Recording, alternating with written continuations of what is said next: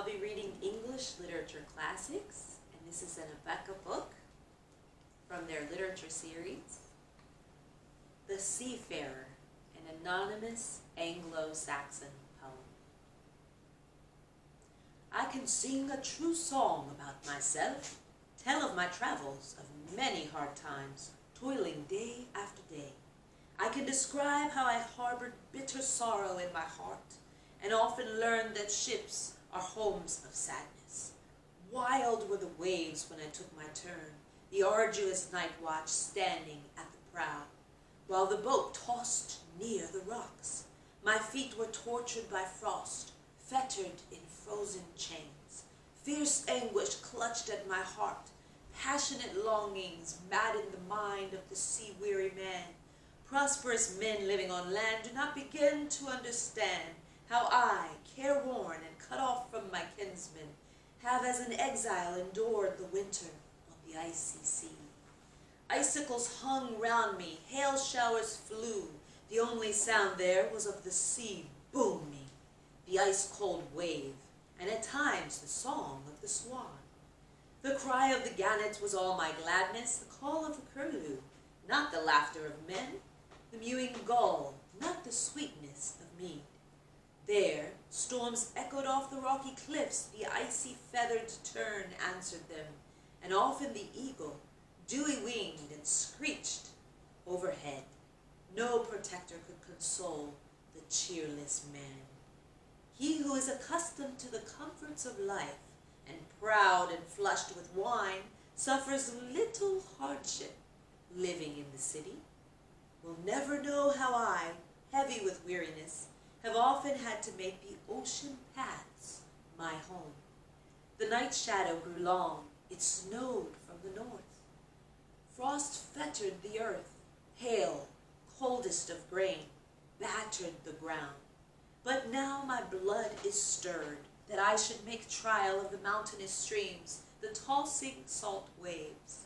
My heart's longings always urge me to undertake a journey to visit the country of a foreign people far across the sea. On earth there is no man so self-assured, so generous with his gifts, or so gallant in his youth, so daring in his deeds, or with such a gracious Lord that he harbors no fears about his seafaring as to what Almighty God will ordain for him.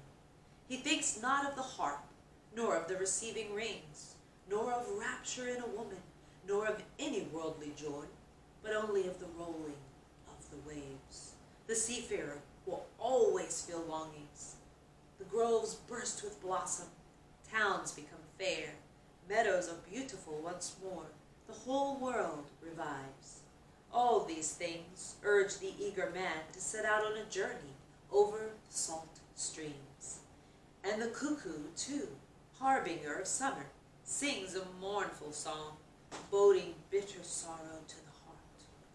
Prosperous men know not what hardship is endured by those who tread the paths of exile to the ends of the world. Wherefore my heart leaps within me, my mind roves with the waves, over the whale's domain. It wanders far and wide across the face of the earth, returns again to me eager and unsatisfied.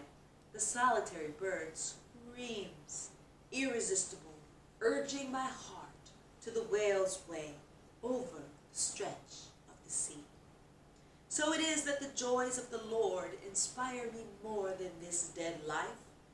Ephemeral here on earth, I have no faith that the splendors of this earth will survive forever. There are three things which, until one occurs, are always unpredictable: illness, or age, or death in battle, can deprive a doomed man of his life. Wherefore each man should strive, before he leaves this world, to win the praise of those living after him. The best of posthumous fame is to achieve great deeds on earth against the malice of the fiends, against the devil, so that the children of men may honor a man's name, and his fame at last may live with the angels forever and ever in the joy of life eternal amongst the heavenly host. Days of great glory in the kingdom of earth are gone forever. Kings and emperors and gold-giving lords are no longer as they used to be. Once they wrought deeds of greatest renown, lived in most lordly splendor. Such excellence proved ephemeral. Those joys have passed away. Weaklings thrive and hold sway in the world. Enjoy it only through their own labors. All honor is laid low. The earth's flower ages and withers, as now does every man throughout this middle world. Old age grasps his hand. His face grows pale. Gray-haired, he mourns. He knows that his former friends, the sons of princes, have been placed in the earth. Then when he dies, his lifeless body cannot taste sweetness, feel the sharpness of pain, lift a hand, or be lost in the reveries of the mind. Though a brother may bury his kinsman amongst the dead, strew his grave with gold and the many treasures he wished to take with him, the shining gold which a man stores on earth is of no assistance to his sinful soul, confronted at the last by God's wrath. Great is the fear of God.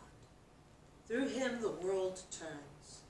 He created the mighty plains, the face of the earth, and the sky above. Foolish is he who fears not his Lord. Death will find him unprepared. Blessed is the humble man. He will find mercy in heaven. God gave man a soul to have faith in his great